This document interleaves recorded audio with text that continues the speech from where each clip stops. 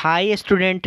अभी आप देख रहे हैं एआर कॉन्सेप्ट लर्निंग और आज की इस वीडियो में हम आपके साथ डिस्कस करने जा रहे हैं पेडागोजी ऑफ मैथमेटिक्स, जो कि डीएलएड सेकेंड ईयर का पेपर है। उसके कुछ क्वेश्चंस को डिस्कस करेंगे, समझने की कोशिश करेंगे कि एग्जाम में कैसे लिखना है। तो इसकी इकाई 1 है गणित शिक्षण की प्रविधियाँ एवं समाधान। तो गणित जो सीखा जाता है उसका एक संभावित क्रम होता है।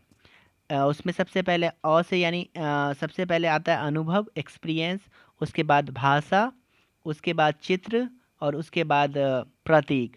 तो ये 4 स्टेप्स को फॉलो किया जाता है गणित सीखने में। तो सबसे पहले हम लोग अनुभव से सीखेंगे। ठोस ऑब्जेक्ट के थ्रू सीखा जाता है। फिर जो है लैंग्वेज यानी भाषा के थ्रू सीखा जाता है। फिर पिक्चर्स के थ्रू और लास्ट में जो है सिंबल के थ्रू सीखा जाता है गणित को।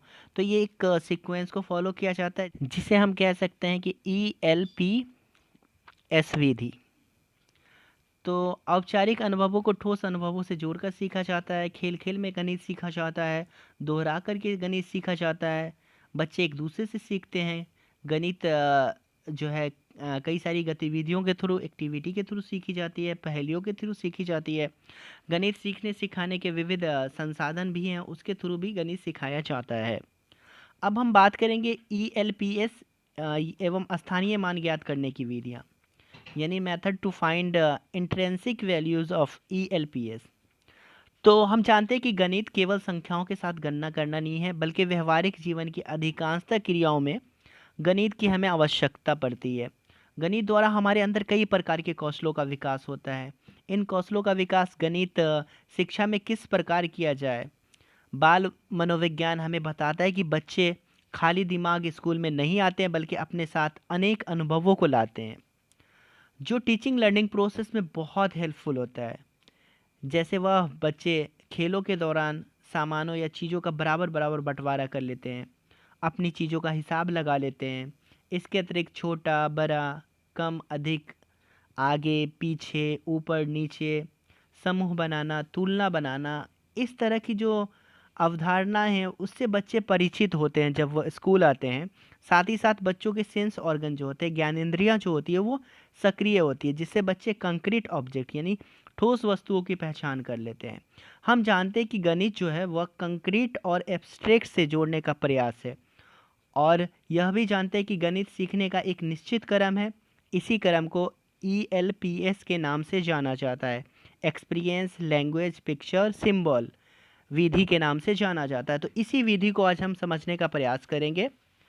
हाउ चिल्ड्रेन लर्न मैथमेटिक्स नामक पुस्तक के लेखक पैमलिया लेबैक ने ELPS थ्योरी दिया था। यह थ्योरी ब्रूनर नामक साइकोलॉजिस्ट की थ्योरी डिस्कवरी लर्निंग थ्योरी पर बेस्ड है।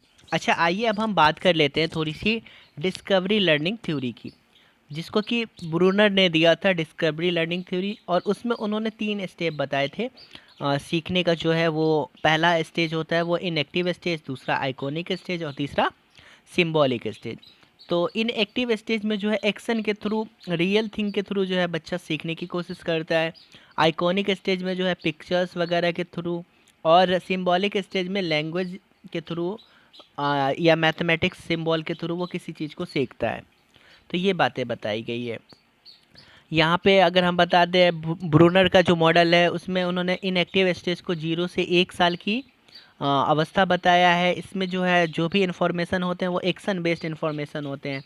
सेकेंड आइकॉनिक स्टेज जो है वो 1 साल से लेकर के 6 साल तक की अवस्था होती है, जिसे हम मेंटल पिक्चर ऑफ इन्फॉर्मेशन के नाम से जानते हैं। और तीसरा जो स्टेप होता है, स्टेज होता है, वो 7 ईयर से लेकर के उससे ऊपर तक होता है। इसे हम इन्फॉर्मेशंस जो स्टोर किया जाता है वो कोड और सिंबल के फॉर्म में किया जाता है।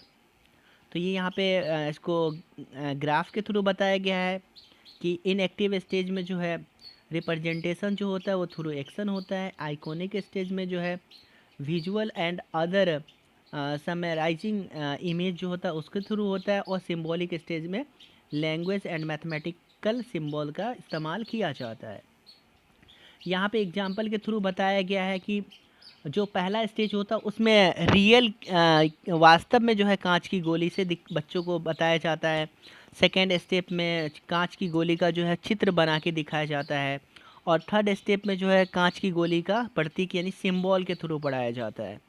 तो ये स्टेप 1 इनएक्टिव स्टेज जो एक्शन बेस्ड है, और दूसरा जो है आइकॉनिक स्टेज, इसमें जो है लर्न थ्रू इमेजेस, और तीसरा जो है सिंबॉलिक स्टेज, इसमें जो है लर्न एब्स्ट्रैक्ट एब्स्ट्रैक्ट सिंबल, यानी लैंग्वेज बेस्ड होता है ये स्टेज।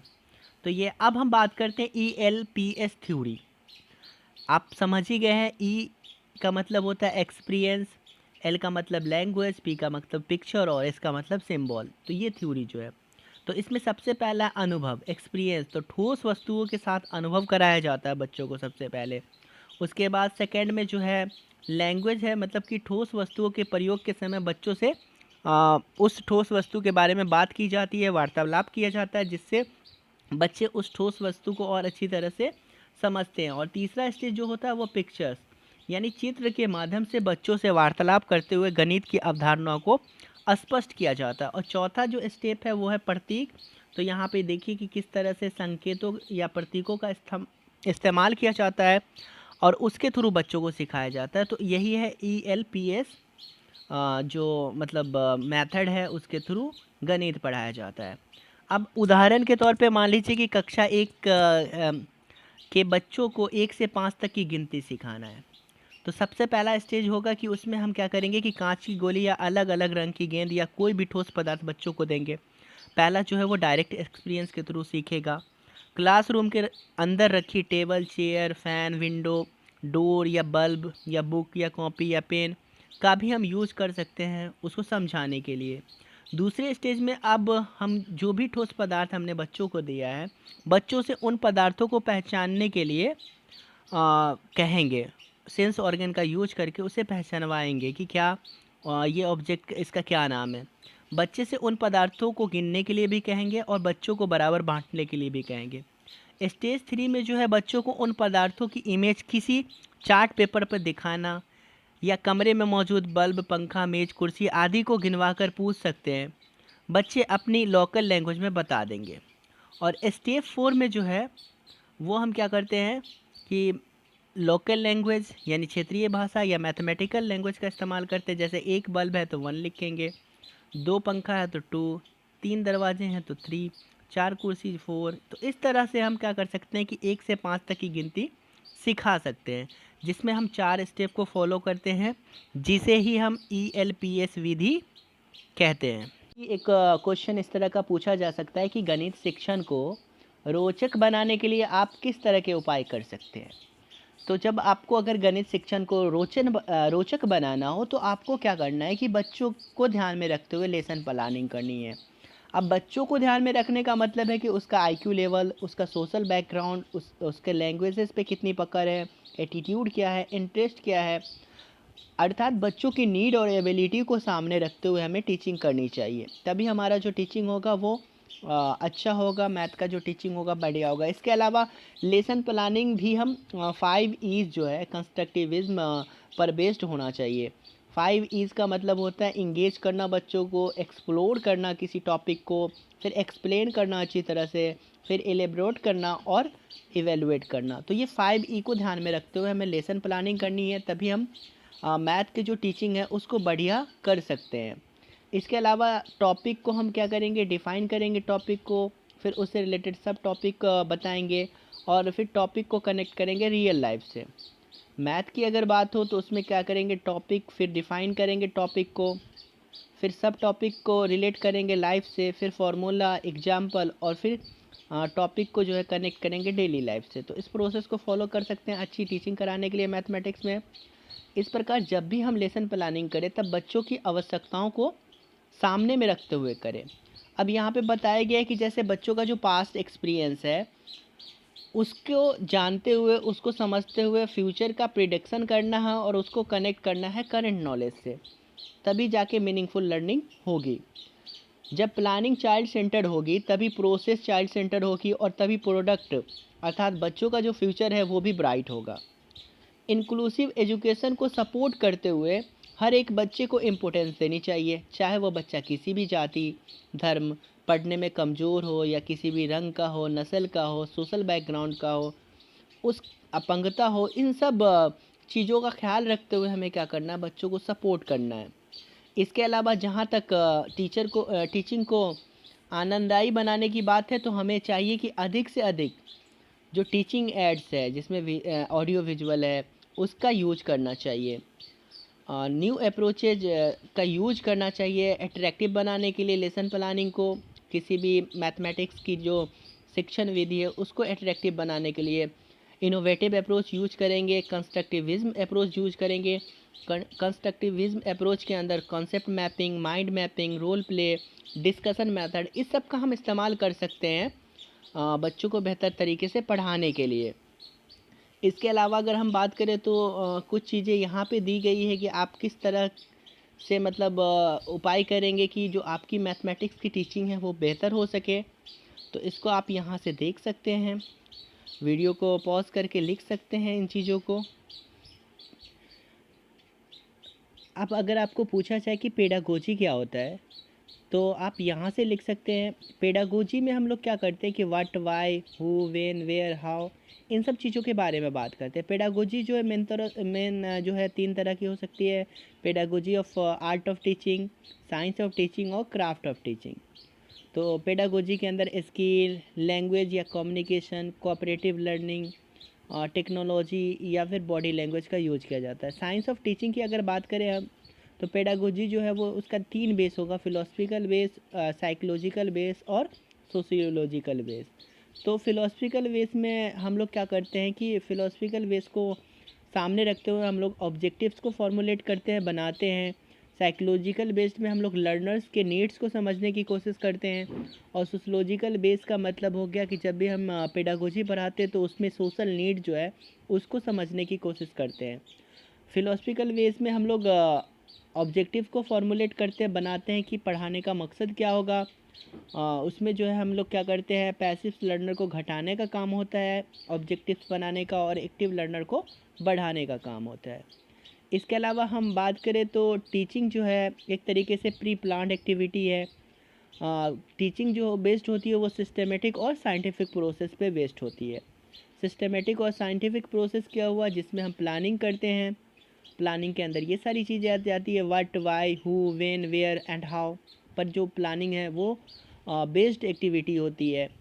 मेथड ऑफ टीचिंग, इसमें हम लोग इनोवेटिव अप्रोच का यूज करेंगे, कंस्ट्रक्टिविज्म अप्रोच का यूज करेंगे, और removing rote learning and promoting meaningful learning. यानी कि हम लोग मेथड ऑफ टीचिंग इसलिए अच्छा यूज करेंगे जिसमें हम लोग रूट लर्निंग को ख़त्म करने का काम करेंगे और मीनिंगफुल लर्निंग को हम लोग प्रमोट करने का काम करेंगे। टॉपिक जो है कनेक्ट होगा वो डेली लाइफ से, past experience using in present activity.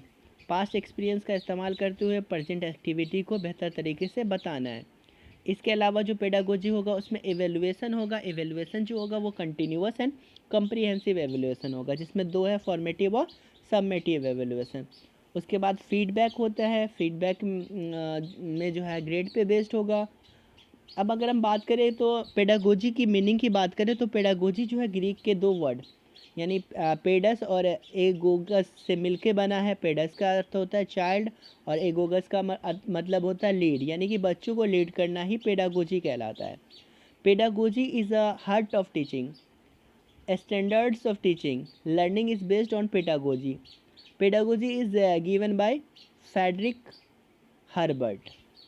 अगर हम बात करें अंडरस्टैंडिंग ऑफ मैथमेटिक्स की तो अंडरस्टैंडिंग मीनिंगफुल लर्निंग, तो इसके अंदर क्या है, इंटेंशनल यानी कि गोल डायरेक्टेड होना चाहिए, कोऑपरेटिव यानी कि कन्वर्जेशनल होना चाहिए, कंस्ट्रक्टिव यानी रिफ्लेक्टिव होना चाहिए, और ऑथेंटिक यानी कॉन्टेक्चुअलाइज्ड होना चाहिए, और एक्टिव होना चाहिए।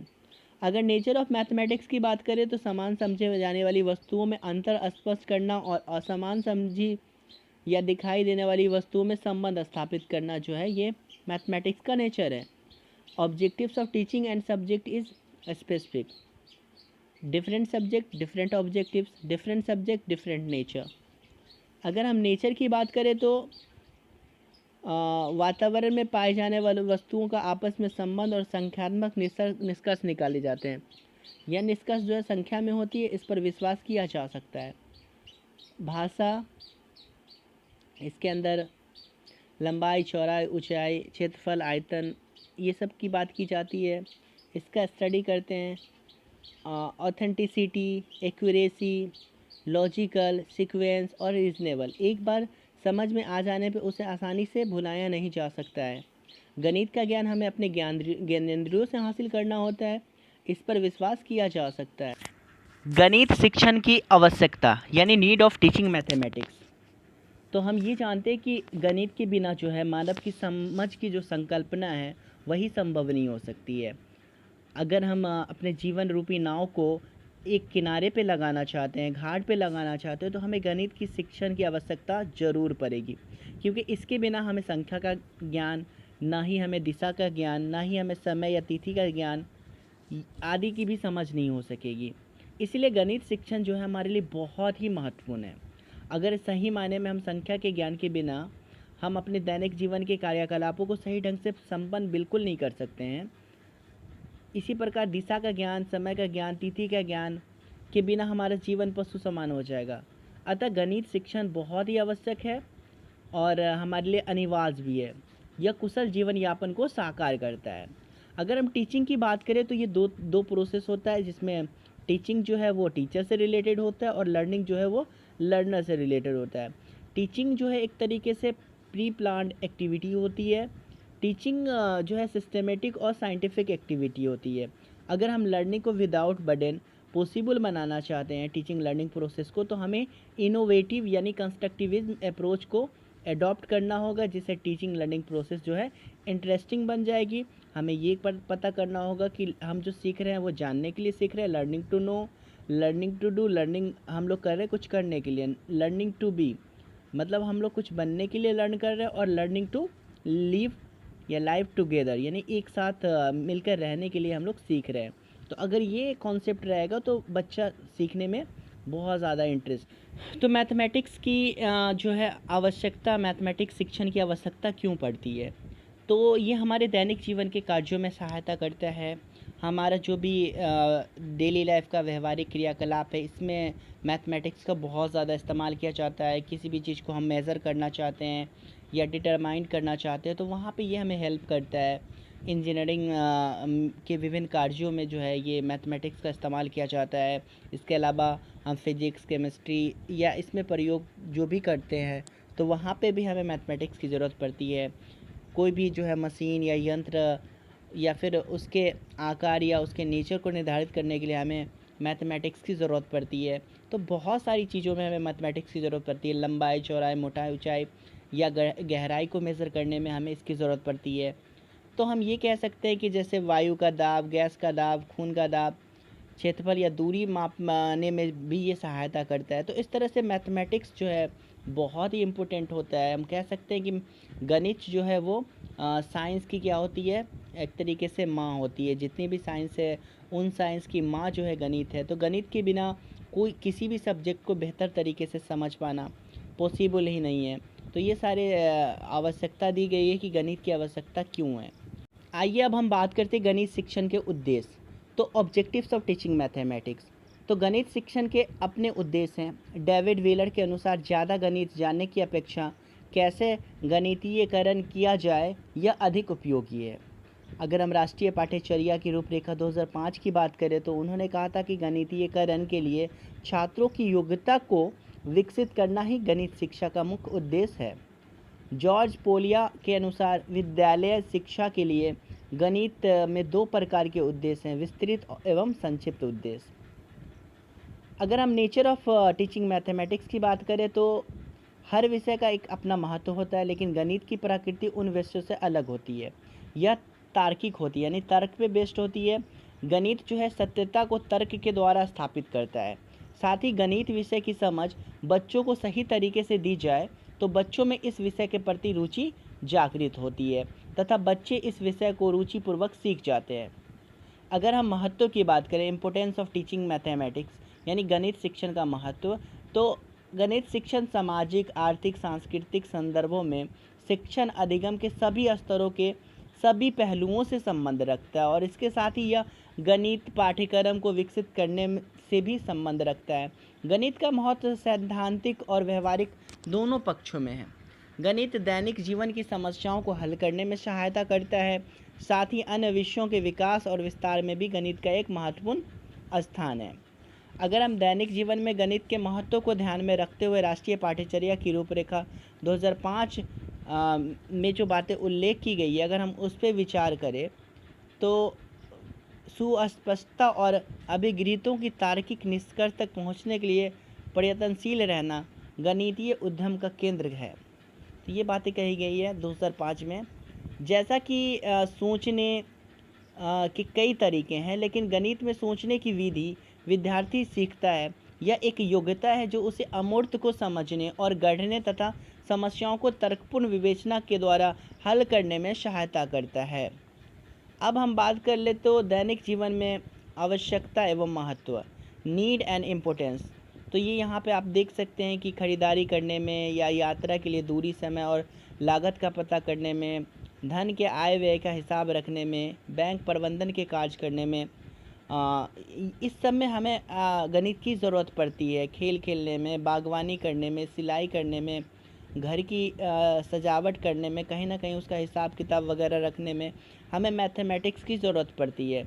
तो ये आप देख सकते हैं, उसका डिटेल में दिया गया है कि बैंक प्रबंधन के कार्य में किस तरह से गणित की आवश्यकता होती है, वो बताया गया। भोजन बनाने की तैयारी में, किसी भी चीज़ को पकाने से पहले हमें हमेशा अवयव यानी मसालों को एक अनुपात में संयोजित करते हैं।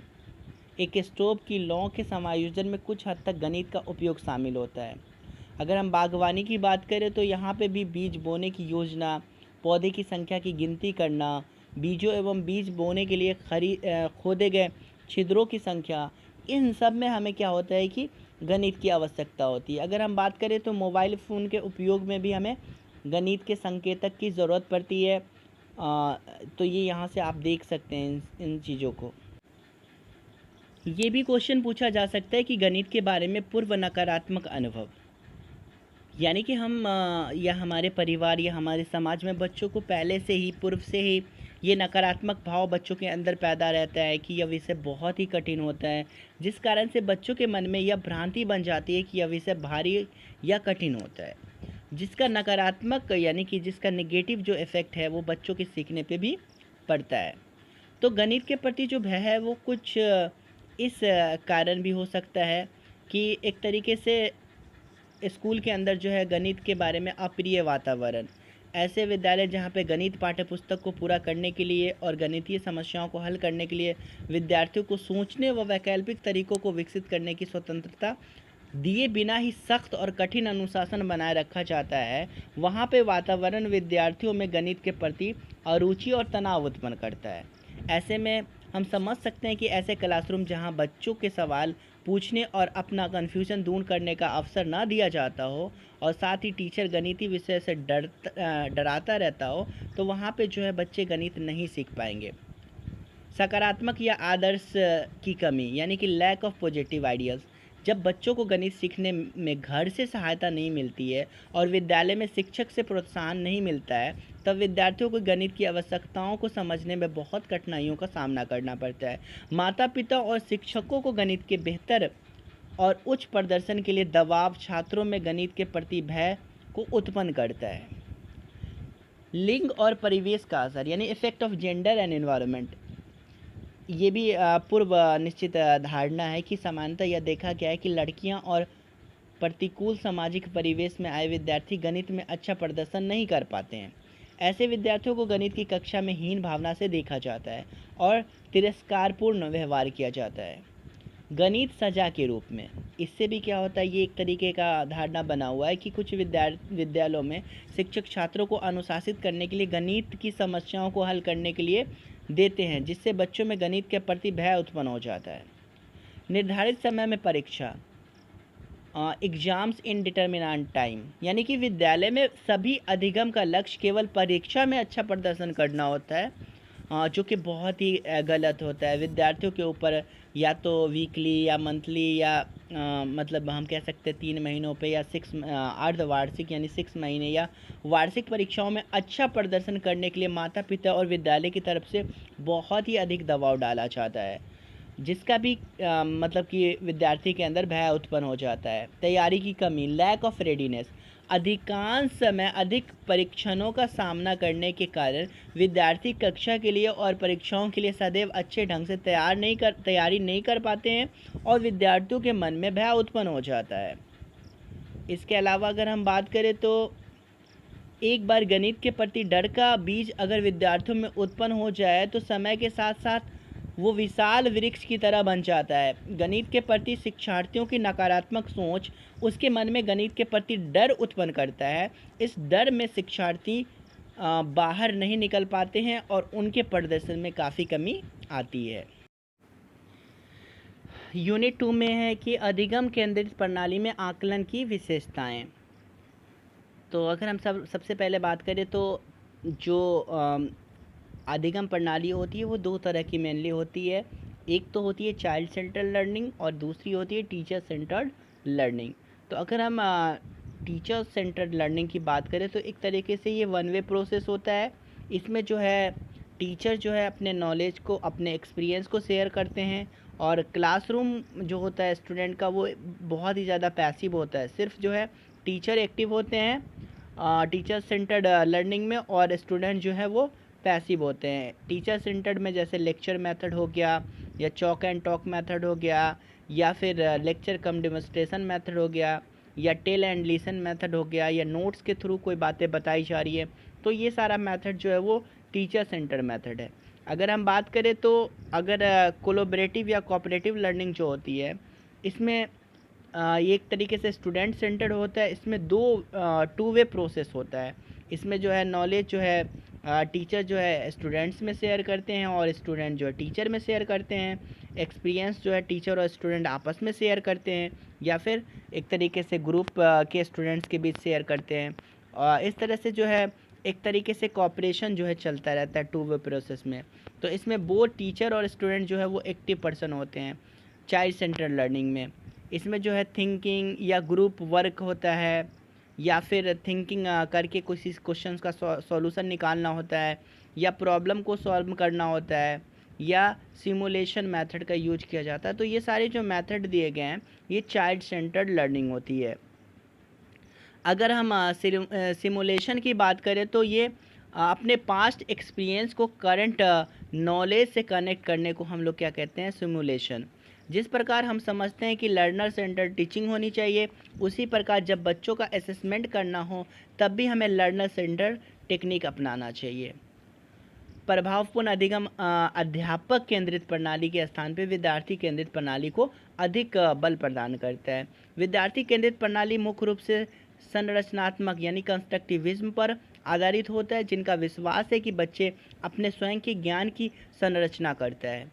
विद्यार्थी केंद्रित प्रणाली की मुख्य विशेषता इस प्रकार हो सकती है कि अधिगम की प्रक्रिया तकनीकी और व्यू रचना पर बल दिया जाता है। यदि अधिगम की प्रक्रिया अच्छी है तब ज्ञान और दक्षता का ज्ञान आसान हो जाता है।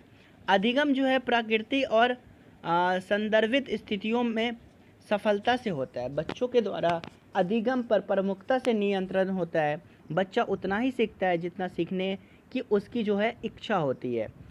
बच्चा जो है जो सीखना चाहता है उतना ही सीखता है। इस तरह से हम कह सकते हैं कि ज़बरदस्ती जो है बच्चा जो है एक तरीके से मशीन की तरह नहीं बनता है। अधिगम जो है सक्रिय होता है और अध्यापक सक्रिय अधिगम के लिए साधन उपलब्ध कराता है।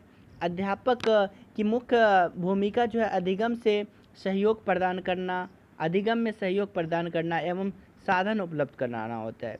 इस प्रणाली में जो है क्रियाकलाप आधारित विधि बच्चों को सीखने के लिए सक्रिय करती है। तो अब हम क्वेश्चन पे आते हैं कि विद्यार्थी केंद्रित प्रणाली में जो है आकलन की विशेषता क्या है। तो इस प्रणाली में जो है निष्कर्ष एवं दक्षता जो हम प्राप्त करना चाहते हैं इसकी अपेक्षा अधिगम की प्रक्रिया और तकनीक का जो है आकलन ही इस प्रक्रिया का मुख्य उद्देश्य है। इस प्रक्रिया में बच्चों का आकलन उस समय किया जाता है जब वह अधिगम प्रक्रिया में व्यस्त होता है, ना कि तब किया जाता है कि जब वह किसी यूनिट को या इकाई को ख़त्म कर लेता है। तो ड्यूरिंग टीचिंग लर्निंग प्रोसेस जो है बच्चों का आकलन किया जाता है। आकलन जो है अधिगम के संदर्भ में ही किया जाता है और यह वास्तविक जीवन की स्थितियों के अधिगम अनुभवों से संबंधित होता है। यह आकलन तब किया जाता है जब बच्चा अपने वास्तविक जीवन की किसी समस्या में व्यस्त होता है। इस प्रणाली में हम चाइल्ड सेंटर्ड लर्निंग की बात कर रहे हैं। इस प्रणाली में जो है आकलन की इन प्रक्रियाओं यानी कि सहभागिता, पोर्टफोलियो, निश्चित रूप से निर्धारित विषय वस्तु या समस्या समाधान को प्राथमिकता दी जाती है। कोई ऐसी विधि जिससे बच्चों को सफलता प्राप्त होती है उसको इस प्रणाली में आकलन की विधि के रूप में वरीयता दी जाती है। लचीला आकलन, समय और स्थान के संदर्भ में जो है बच्चों को स्वतंत्रता दी जाती है। ऐसा तब जब बच्चे ऐसे आकलन की प्रक्रिया में भाग ले रहे होते हैं। बच्चों की सृजनात्मकता को नया आयाम मिलता है। तो इस तरह से हम कह सकते हैं कि हमें चाहिए कि बच्चों की कमजोरी और अच्छाइयों को सही से मापने के लिए असेसमेंट के नए नए तकनीकों का यूज करें, जिससे सीखने सिखाने की प्रक्रिया को और इफेक्टिव बनाया जा सकता है। अगर राइट टू एजुकेशन एक्ट के बारे में पूछा जाता है तो आरटी एक्ट जो है 2009 में बना है और 1 अप्रैल 2010 से ये लागू हुआ है, जिसमें जो है इम्पोर्टेंट बातें ये कही गई हैं कि 6 से 14 वर्ष के हर वर्ग के बच्चों को फ्री एवं कंपलसरी एजुकेशन प्रोवाइड किया जाए। किसी भी बच्चों को 1st to 8th तक क्लास तक फेल नहीं किया जाएगा। बच्चों का एग्ज़ाम CCE बेस्ड पर होगा, यानी कि कंटिन्यूअस कम्प्रीहेंसिव एवेलुएशन की बेस पर बच्चों का एग्ज़ाम होगा। CCE में CE मतलब कंटिन्यूअस एवेलुएशन किया जाएगा और CE का मतलब होगा कम्प्रीहेंसिव एवेलुएशन। जो एवेलुएशन होगा वो विस्तृत होगा, सभी पक्षों का एवेलुएशन किया जाएगा। इसके अलावा अगर हम बात करें तो बच्चों में विकास के हर एस्पेक्ट का एवेलुएशन बार बार करते रहना चाहिए, कंटिन्यूअस, अर्थात करिकुलम और को करिकुलर एक्टिविटीज़ का एवेलुएशन करना चाहिए, जिससे बच्चों के पॉजिटिव एस्पेक्ट को प्रमोट और नेगेटिव एस्पेक्ट को रिलीज करने में आसानी होती हो। अगर हम एवेलुएशन की बात करें तो एवेलुएशन के अंदर मेजरमेंट भी आता है और असेसमेंट भी आता है। और असेसमेंट में जो है फॉर्मेटिव असेसमेंट होता है और सबमेटिव असेसमेंट। फॉर्मेटिव असेसमेंट में जो FA1, FA2, FA3, FA4 होता है और सबमेटिव असेसमेंट में जो है SA1, SA2 होता है। अगर हम बात करें तो FA1 plus FA2 plus SA1 मिल करके क्या होता है, SA1 लिया जाता है, सबमेटिव असेसमेंट होता है। तो दोनों में डिफरेंस क्या है? ड्यूरिंग कोर्स जो होता है उससे हम कहते हैं फॉर्मेटिव असेसमेंट, और जो at the end of the course लिया जाता है उसे हम सबमेटिव एवेलुएशन या असेसमेंट कहते हैं। इस तरह के टेस्ट जो है होते हैं जो फॉर्मेटिव होते हैं, वो कंडक्ट कराने का मतलब टीचिंग लर्निंग प्रोसेस को इम्प्रूव करना है और फीडबैक प्रोवाइड करना है बच्चों को इमीडिएट। और जो सबमेटिव टेस्ट होता है, इस तरह के टेस्ट कंडक्ट कराने का मतलब यह होता है कि यह जानना होता है कि कितने ऑब्जेक्टिव्स को बच्चों ने अचीव किया है। अगर क्वेश्चन पूछा जाता है कि असेसमेंट और इवेलुएशन में क्या डिफरेंस है, तो असेसमेंट मतलब आकलन जो होता है, इसमें बच्चे और टीचर का परफॉर्मेंस कैसा रहा है और किन किन एरिया में और अच्छा किया जा सकता है, इसके लिए फीडबैक दिया जाता है। जबकि इवेलुएशन जो है at the end of the course होता है, यानी वो टीचिंग लर्निंग प्रोसेस के दौरान नहीं होता है और कितने ऑब्जेक्टिव्स को हासिल किया गया है इस पे जोर दिया जाता है। तो एक तरीके से जो असेसमेंट है वो फीडबैक पे बेस्ड होता है और इवेलुएशन वो जो है वो ऑब्जेक्टिव्स पे बेस्ड होता है कि कितने ऑब्जेक्टिव्स को अचीव किया गया या नहीं किया गया। असेसमेंट में जो है समस्याओं का पता लगाना और उसका निवारण करना होता है, यानी कि रिमीडियल क्लास दी जाती है, इम्प्रूविंग इन लर्निंग में इम्प्रूव किया जाता है। जबकि इसमें फाइनल रिजल्ट या सर्टिफिकेट दिया जाता है या ग्रेड दिया जाता है at the end of the course. जैसे अनिल ने 82% या ग्रेड A हासिल किया है, तो इसमें कोई भी इम्प्रूवमेंट की गुंजाइश नहीं होती है, लर्निंग में किसी भी तरह का कोई इम्प्रूवमेंट नहीं होता है। इसको हम कह सकते हैं कि ये प्रोसेस ओरिएंटेड होता है। असेसमेंट जो है वो प्रोसेस ओरिएंटेड है और इवेलुएशन जो है वो प्रोडक्ट ओरिएंटेड है। ये जो है फॉर्मेटिव होता है नेचर में, जबकि इवेलुएशन जो है वो सबमेटिव होता है नेचर में। अगर हम बात करें तो ड्यूरिंग इंटरेक्टिव फेज में जो टीचिंग होती है वो उसमें असेसमेंट किया जाता है और पोस्ट एक्टिव फेज जो होती है उसमें जो है इवेलुएशन। अब हम बात करते हैं यहाँ पे असेसमेंट जो है, assessment for learning, assessment as learning, assessment of learning, इसके बारे में हम बात करेंगे। तो असेसमेंट फॉर लर्निंग यानी अधिगम के लिए आंकलन, तो ये एक तरीके से ड्यूरिंग जो है इंस्ट्रक्शन या प्रोसेस के फेज में जो है इस तरह का टेस्ट कंडक्ट किया जाता है जो कि फीडबैक देने के लिए यूज किया जाता है टीचर और स्टूडेंट दोनों फीडबैक देने के लिए इसका यूज कर सकते हैं। एक तरीके से डायग्नोस्टिक टेस्ट होता है, ये कंडक्ट करके बच्चों का स्ट्रेंथ और वीकनेस का पता किया जाता है और रिमीडियल टीचिंग करके बच्चों की वीकनेस को दूर किया जाता है।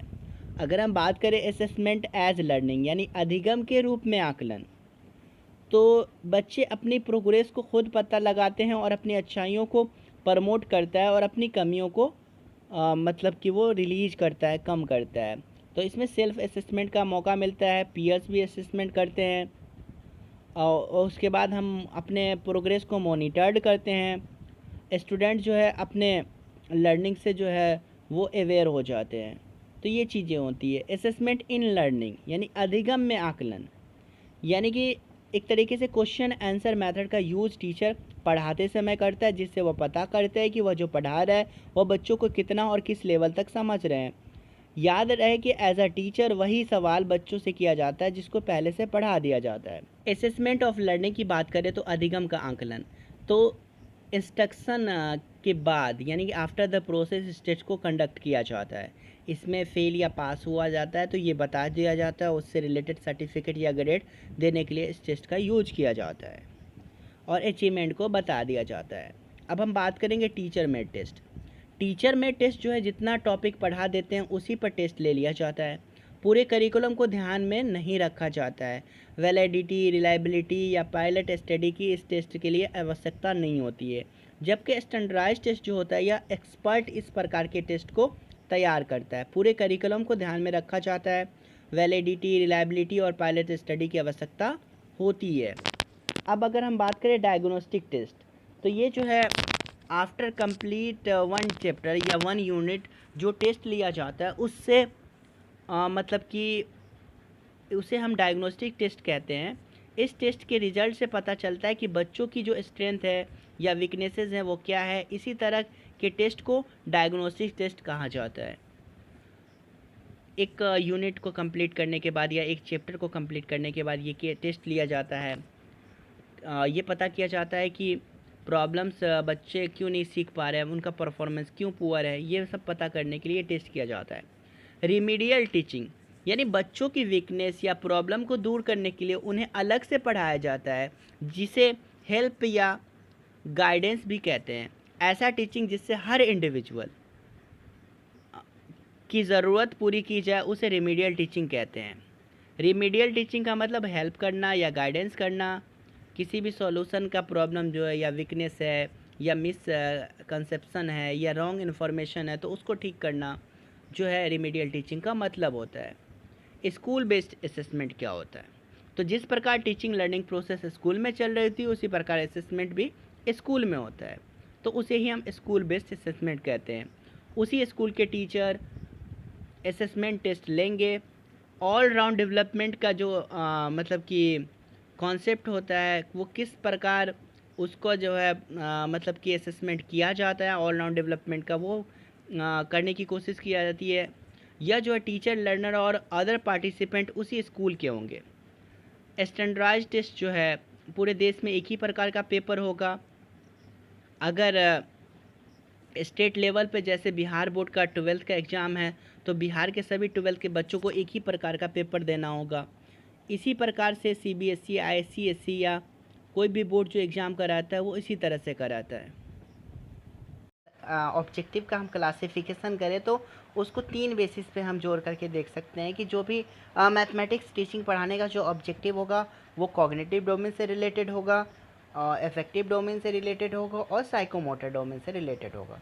तो कॉग्निटिव डोमेन जो है वो डायरेक्टली जो है कोरिलेट होता है हेड से।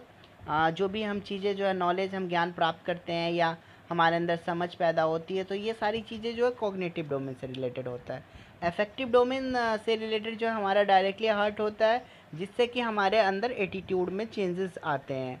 साइकोमोटर डोमेन जो है हमारे हैंड से रिलेटेड होता है या हमारे स्किल या प्रैक्टिकल से रिलेटेड होता है।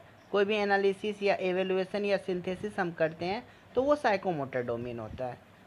इसको आप ऐसे भी समझ सकते हैं एग्जाम्पल से, अगर आपने बच्चों को ह्यूमन राइट या डेमोक्रेसी या सस्टेनेबल डेवलपमेंट पढ़ाया है और बच्चे परिभाषा याद कर लिए हैं और साथ ही उसे अपने शब्दों या अपनी भाषा में बता भी दे, अर्थात बच्चों को का जो है कॉग्निटिव फेज तक जो है ये जो नॉलेज है वो पहुंचा दिया गया है। लेकिन अगर बच्चों के एटीट्यूड में self respect, respect for other या रिस्पेक्ट फॉर लाइफ और जेंडर इक्वलिटी या कोऑपरेटिव या कोलैबोरेटिव नेचर जैसी भावनाएं विकसित कर लेती है, तो बच्चों का जो है इफेक्टिव फेज तक जो है लर्निंग पहुंच चुकी होती है। अगर बच्चे अपने प्रैक्टिकल लाइफ में एम्पैथी या फिर ग्रुप बिल्डिंग या डिसीजन मेकिंग या क्रिटिकल थिंकिंग या कम्युनिकेशन या कोऑपरेशन या कोलैबोरेशन विथ सोसाइटी जैसी स्किल को डेवलप कर लेता है, तब हम कह सकते हैं कि बच्चों का जो मोटर डोमेन है वहाँ तक जो है एजुकेशन पहुँच गया है। हम जानते हैं कि असेसमेंट जो प्रोसेस है वो कैसा होता है, वो जो है प्रोसेस ओरिएंटेड होता है असेसमेंट, जबकि जो है इवेलुएशन जो होता है वो क्या होता है, प्रोडक्ट ओरिएंटेड होता है। तो ये चीज़ें यहाँ पे बताई गई है। उसके बाद अगर हम बात करें तो tool and technique of assessment, मतलब ये कैसे पता करेंगे कि बच्चों ने क्या सीखा है और क्या नहीं सीखा है। तो कौन सा मेथड ऑफ टीचिंग जो है बच्चों के अचीवमेंट के लिए अच्छा है और कौन सा मेथड अच्छा नहीं है, यानी लर्निंग आउटकम या ऑब्जेक्टिव्स कितने अचीव हुए हैं और कितने अचीव नहीं हुए हैं, इन सब का पता लगाने के लिए हमें टूल्स एवं टेक्निक्स की ज़रूरत पड़ेगी। जैसे प्रश्नों का उत्तर जानने के लिए हम टीचर अलग अलग प्रकार की टेक्निक्स का यूज करते हैं। जैसे हम क्या करते हैं, एग्ज़ाम ले सकते हैं रिटन या ओरल, असाइनमेंट दे सकते हैं या प्रोजेक्ट दे सकते हैं क्राइटेरिया बेस्ड पे, या डिबेट करा सकते हैं किसी क्राइटेरिया पर, क्विज़ करा सकते हैं, ग्रुप डिस्कशन या एक्सपेरिमेंट करा सकते हैं। टूल फॉर असेसमेंट की अगर हम बात करें तो ये भी हो सकता है एनेक्डोटल रिकॉर्ड। ये बहुत ही इम्पोर्टेंट टूल है। इसमें बच्चों का हर पॉजिटिव एस्पेक्ट और नेगेटिव एस्पेक्ट पर जो है एक शॉर्ट स्टोरी बेस्ड जो है नोट्स तैयार करके रिकॉर्ड के तौर पे रख लिया जाता है। एक बच्चा जो और दूसरे बच्चों से अलग है, उसने उन सभी बच्चों से अलग क्या काम कर दिया है जो लोगों के केंद्र का विषय या हिस्सा बना हुआ है। बच्चे के द्वारा किया गया काम अच्छा भी हो सकता है या बुरा भी हो सकता है। तो हर टीचर के पास हर बच्चे का एनेक्डोटल रिकॉर्ड होता है या किसी इवेंट को रिफ्लेक्ट करता है।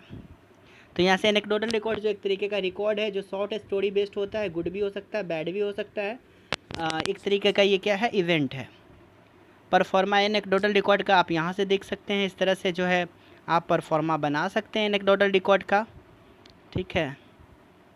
उसके बाद अगर हम एडवांटेज की बात करें कि एनेक्डोटल रिकॉर्ड के क्या एडवांटेज हैं, तो बच्चों की पर्सनल प्रॉब्लम हम जान सकते हैं, बच्चों की प्रॉब्लम को डायग्नोसिस कर सकते हैं, रिकॉर्ड को तैयार करने में स्पेसिफिक ट्रेनिंग की आवश्यकता नहीं पड़ती है, बच्चे का एक्चुअल बिहेवियर हम जान सकते हैं, लर्निंग टीचिंग प्रोसेस को इफेक्टिव बना सकते हैं, टीचर और लर्नर दोनों को फीडबैक मिलता है, इसमें प्लानिंग की आवश्यकता नहीं होती है। डिसएडवांटेज की बात करें एनेक्डोटल रिकॉर्ड के, तो समय अधिक लगता है, ऑब्जर्वर की मेमोरी और क्रिटिकल एनालिसिस पे ये डिपेंड होता है, ऑब्जर्वर का बायसनेस बच्चों के रिकॉर्ड पे इम्पेक्ट करता है।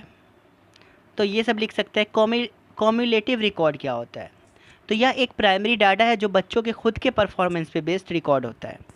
बच्चों की पर्सनैलिटी पे एक ऐसा नोट है जिसमें पढ़ाई आरंभ करने से लेकर के पढ़ाई कंप्लीट करने तक, अर्थात अगर हम बीएड कर रहे हैं तो एलकेजी से लेकर के बीएड तक जो करंट कोर्स तक की सारी जानकारी होती है उसको हम कॉम्युलेटिव रिकॉर्ड कहते हैं। कॉम्युलेटिव रिकॉर्ड जो है एनेक्डोटल रिकॉर्ड से बड़ा रिकॉर्ड होता है जो बच्चों की संपूर्ण पर्सनैलिटी को रिफ्लेक्ट करता है।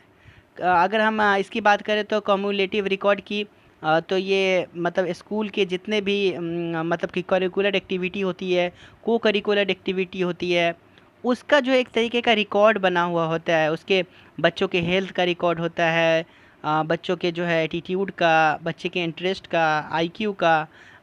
करिकुलर रिकॉर्ड की बात करें तो इसमें अचीवमेंट स्कोर होता है, असाइनमेंट प्रोजेक्ट वर्क बच्चों ने क्या क्या किया था उसका रिकॉर्ड होता है। अगर हम को करिकुलर एक्टिविटी की बात करें तो इसने कौन से मतलब कल्चरल प्रोग्राम में काम किया, एनसीसी में, एनएसएस में, डिबेट में, क्विज में। तो इस तरह से ये सबको मिला करके जो है सारे रिकॉर्ड जो होते हैं शुरू से लेकर आखिरी तक के, अभी तक के, उसको हम क्या कहते हैं, कॉम्युलेटिव रिकॉर्ड कहते हैं। यहाँ पे देख लीजिए pro forma of cumulative record. Cumulative record का परफॉर्मा यहाँ से है, किस तरह से फुल नेम है, नेम ऑफ या प्लेस ऑफ बर्थ लिख सकते हैं, नेम ऑफ द प्रीवियस मतलब कि आपने कौन सी क्लास में जो है स्कूल में पढ़ा है, प्रीवियस में कौन से कॉलेज में पढ़ा है, फ़ोटोग्राफ वगैरह होता है स्टूडेंट का। तो ये सारी चीज़ जो है, अगर हम पोर्टफोलियो की बात करें तो पोर्टफोलियो जो होता है वो सारे अच्छे कामों को इकट्ठा किया जाता है, जो कि स्कूल के अंदर और स्कूल के बाहर दोनों जगहों के जो अच्छे काम होते हैं, अच्छे वर्क होते हैं, उनको सिलेक्टेड जो वर्क होते हैं उनको जो इकट्ठा करके एक जो है मतलब एक तरीके से फ़ाइल तैयार की जाती है, जिसको कि हम पोर्टफोलियो कहते हैं। ठीक है, एक तरीके से पूरा रिकॉर्ड तैयार किया जाता है। पोर्टफोलियो का रिकॉर्ड का यूज कहाँ पे करते हैं? बच्चों की नीड, प्रॉब्लम, स्ट्रेंथ, वीकनेस और इंटरेस्ट समझने में आसान होता है। इसकी सहायता से टीचर अपनी टीचिंग को इफ़ेक्टिव बनाता है। तो ये यहाँ पे है, मतलब कि एक तरीके से क्या है कि जो भी अच्छे अच्छे इम्पोर्टेंट रिकॉर्ड होते हैं उनको एक जगह पे रखना पोर्टफोलियो कहलाता है। तो ये कौन सी लैंग्वेज अच्छी है, साइंस में कौन सा प्रोजेक्ट किया है बच्चों ने, मैथ के प्रॉब्लम को सॉल्व करने में कौन से न्यू मेथड का यूज किया है, कंप्यूटर स्किल कौन कौन सी है बच्चों के पास। रूब्रिक्स जो है एक तरीके से स्कोरिंग गाइड होती है। इसका इस्तेमाल जो है स्टूडेंट्स के कंस्ट्रक्टिव अप्रोच यानी कंस्ट्रक्टिव रिस्पॉन्स को एवेलुएट करने के लिए किया जाता है। यानी कि आम तौर से हम ये देखते हैं कि अगर हम टीचिंग लर्निंग प्रोसेस का एग्जांपल ले तो जैसे माइक्रो टीचिंग के कई सारे जो है स्किल्स हैं, इंट्रोडक्टरी स्किल है और explaining skill, black board skill. तो हम ये देखते हैं इसमें कि बच्चों को हम रेटिंग देते हैं कि उनका ब्लैक बोर्ड स्किल कैसा है, उसके अकॉर्डिंग उसको रेट करते हैं। फिर जो है हम उसके जो है मतलब परफॉर्मेंस जो है उसके परफॉर्मेंस को हम क्या करते हैं कि रेट करते हैं, और उस रेटिंग के हिसाब से जैसे यहाँ पे एक्सप्लेनिंग स्किल को हम 7, ब्लैक बोर्ड स्किल को 8 पॉइंट देते हैं, 1 से 10 तक की रैंकिंग में क्वेश्चन स्किल को 6 पॉइंट देते हैं। तो इस तरह से ओवरऑल अगर हम देखें तो 45 टोटल मार्क्स आते हैं। तो हम स्कोर को बता सकते हैं कि जो मतलब 10 में 6.42 है, मतलब एवरेज से कुछ ज़्यादा जो है इसका मतलब कि बच्चों का परफॉर्मेंस है। तो इस हिसाब से जो रेट करते हैं तो उसको हम कहते हैं रूब्रिक्स। तो यानी कि आपके हर एक्टिविटी को क्राइटेरिया पर बेस्ड करके ऑब्जर्वर जो है स्कोरिंग करता है और इस तरह से वो रूब्रिक्स तैयार कर लेता है। रूब्रिक्स टूल को फॉर्मेटिव असेसमेंट में टीचर यूज़ करता है। माइक्रो टीचिंग के हर एक स्किल पर जो है अलग अलग स्कोरिंग की जाती है और उस स्कोरिंग के अकॉर्डिंग जो है रूब्रिक्स तैयार किया जाता है। तो इस तरह से एक होता है चेक लिस्ट। चेक लिस्ट ऐसा होता है, इसमें क्वेश्चन दिया जाता है जिसका आंसर आइदर येस या नो में दिया जाता है, हाँ या नो नहीं में सवाल दिया जाता है। जैसे क्या आप गणित विषय पढ़ने में इंटरेस्ट रखते हैं, तो येस या नो। रेटिंग स्केल, इसमें स्टेटमेंट दिया जाता है जिसके ऑप्शन 3 या 3 से अधिक होते हैं।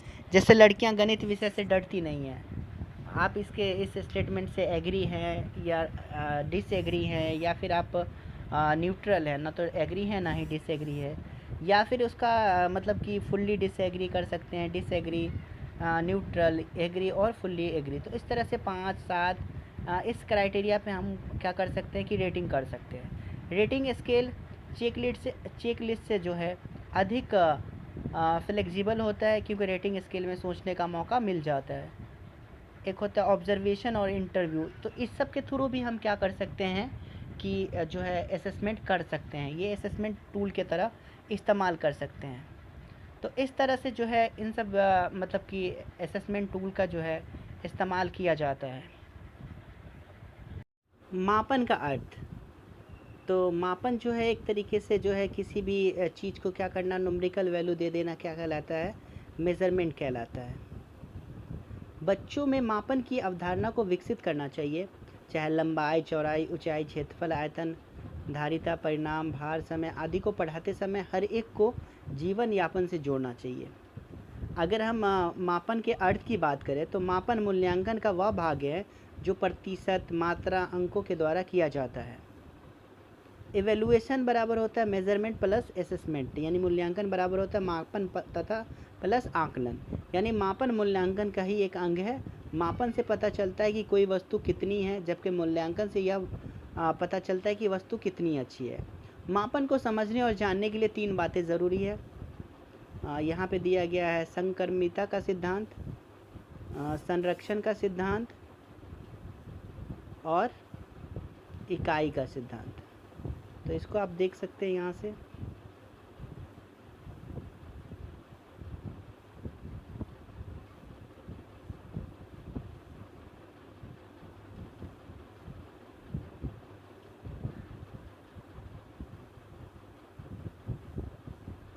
मीनिंग ऑफ कैपेसिटी यानी धारिता का अर्थ, किसी बर्तन में तरल पदार्थ रेत या नमक भरा जा सकता है। एक बर्तन जितनी बार में भरता है वही उसकी धारिता कहलाती है। जैसे अगर एक बाल्टी को भरने में 10 जग लगते हैं तो बाल्टी की धारिता 10 जग होगी, और धारिता की लंबाई इकाई लीटर में होती है। धारिता क्या होता है ये बताया गया है। इस तरह से आप देख सकते हैं डेटा जो है, मीनिंग ऑफ डेटा, आंकड़ों का अर्थ। तो a collections of facts such as number, words, measurement, observation, ये सब क्या है, किसी भी थिंग के बारे में ऑब्जर्वेशन करना, मेजरमेंट करना, नंबर्स देना, वर्ड्स में लिखना, ये क्या है, एक तरीके से डेटा है। तथ्यों का एक संग्रह है, जैसे संख्याओं का, शब्दों का, मापों का, अवलोकनों का, किसी घटना पे दिए गए विवरणों का आदि। डेटा दो तरह के होते हैं, क्वालिटेटिव डाटा और क्वांटिटेटिव डाटा। तो क्वांटिटेटिव डाटा में जैसे मतलब 80%, 90%, 60%, यानी कि इन्फरेंशियल स्टैटिक्स का यूज किया जाता है। और क्वालिटेटिव डेटा है, रामू अच्छा लड़का है, रामू बहुत अच्छा लड़का है, रामू औसत लड़का है, यानी कि डिस्क्रिप्टिव स्टैटिक्स का यूज किया जाता है। डेटा में कलेक्शंस ऑफ डेटा, ये सब सारी चीज़ें दी गई हैं, यहाँ से आप देख सकते हैं।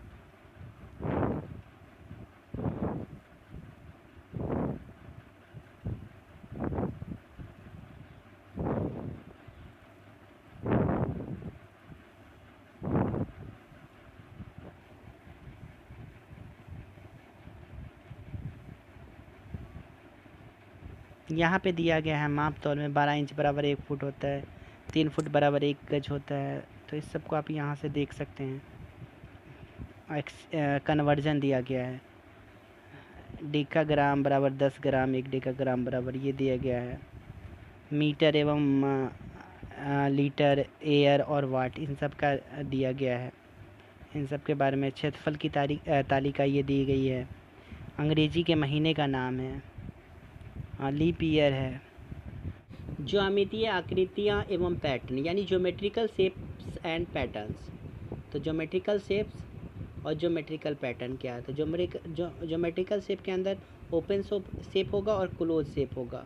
इसके अलावा 2D शेप हो सकता है, 3D शेप हो सकता है। इसके अलावा सिमेट्रिक शेप हो सकता है या एसिमेट्रिक शेप हो सकता है, या रेगुलर शेप हो सकता है और इरेगुलर शेप हो सकता है। तो ये इकाई 3 का है कि ज्यामितीय आकृतियाँ एवं पैटर्न।